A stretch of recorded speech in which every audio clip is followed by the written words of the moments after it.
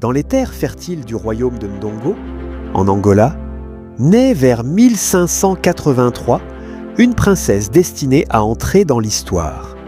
Son nom, Nzinga Mbande, plus tard connue sous le nom de Reine Nzinga, la souveraine qui tint tête à l'Empire portugais pendant plus de 40 ans. Une femme d'une intelligence rare, d'un courage exceptionnel et d'une volonté de faire.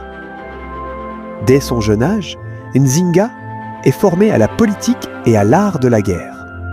Elle accompagne son père, le roi Ngola Kilwanji, dans les négociations et les batailles.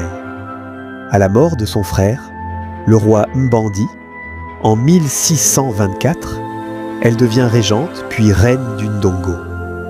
À cette époque, les Portugais, installés à Luanda, cherchent à contrôler le commerce des esclaves et à dominer les royaumes africains. Nzinga refuse la soumission. En 1622, elle mène une célèbre rencontre avec le gouverneur portugais. N'ayant pas de siège, elle s'assoit fièrement sur le dos d'une de ses servantes, montrant ainsi qu'elle ne s'incline devant personne.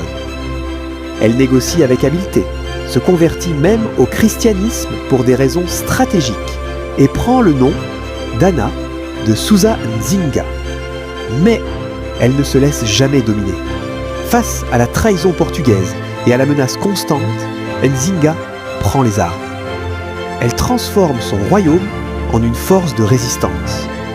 Quand le Ndongo est envahi, elle se réfugie dans les montagnes et fonde le nouveau royaume de Matamba. Elle forme une armée redoutable, composée d'hommes et de femmes, et utilise des tactiques intelligentes, alliances avec d'autres royaumes africains, guérilla, et diplomatie rusée avec les Hollandais pour contrer les Portugais. Pendant près de 40 ans, la reine Nzinga mène une guerre acharnée pour protéger son peuple et préserver l'indépendance de ses terres. Elle est à la fois stratège militaire, diplomate brillante et leader charismatique. Elle interdit la vente de ses sujets comme esclaves et accueille les réfugiés fuyant la traite. Même à un âge avancé, elle continue de monter à cheval et de diriger ses troupes. Elle meurt en 1663 à l'âge de 80 ans, après avoir régné avec force et dignité. Son royaume de Matamba reste indépendant encore longtemps après sa mort. La reine Nzinga n'était pas seulement une guerrière, elle était une visionnaire qui a compris très tôt le danger de la colonisation. Elle a montré au monde qu'une femme africaine pouvait tenir tête à l'une des plus grandes puissances européennes de l'époque. Aujourd'hui encore, en Angola et à travers l'Afrique, elle incarne le courage, l'intelligence et la résistance. Nzinga nous enseigne une grande leçon. La vraie royauté ne se mesure pas à la taille du trône, mais à la force de l'esprit et à l'amour pour son peuple.